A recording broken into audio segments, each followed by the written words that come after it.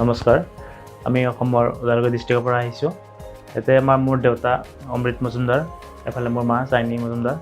তো মোৰ দেউতাৰ কিডনীৰ অসুবিধা হৈছিলে, মানে কিডনীৰ পইণ্ট বাঢ়িছিলে। পিছে আমি হায়দৰাবাদত কিমছ হস্পিটেল ইৰবি ছাৰক দেখালোঁ। পিছে ইৰবি ছাৰ আৰু উমা মহেশ্বৰ ছাৰে ক'লে আৰু কথাখিনি যে কিডনী ট্ৰান্সপ্লেণ্ট কৰিব লাগিব। তো মোৰ মায়ে দেউতাক কিডনীটো দিলে, তেতিয়া ভালে কিডনীটো ট্ৰান্সপ্লেণ্ট হ'ল, ভালে হ'ল। মায়েও এতিয়া বৰ্তমান সুস্থ আছে, দেউতা সুস্থ আছে। তো এতিয়া আমি চব বস্তুখিনি ভালে হ'ল আৰু কথাটো আমি যাব পাৰিম। আৰু এতিয়া আমাক ঘৰত যাব দিছে, 1 মাহ হ'ল আমাৰ কিডনী ট্ৰান্সপ্লেণ্ট কৰা। তো আমাক এতিয়া ৰবি ছাৰে ক'লে তোমালোকে যাব পাৰা বুলি। এতিয়া দেউতাও সুস্থ হৈ আছে, মায়েও সুস্থ আছে, যাব পাৰে বুলি ক'লে। তো আমি এতিয়া ঘৰলৈ যাম বুলি কিবা কৰিলোঁ।